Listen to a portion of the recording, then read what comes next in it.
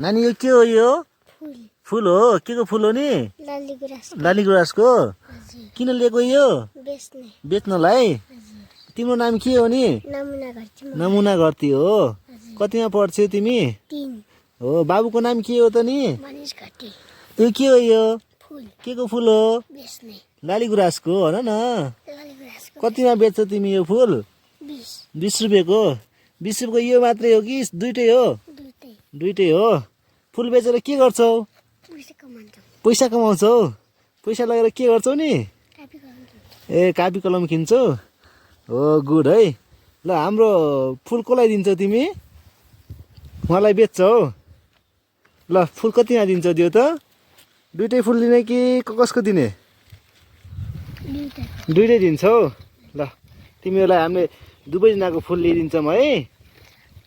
अनि घर लगेर पैसा राख्ने, कापी कलम किन्ने, पढ्ने है नानी?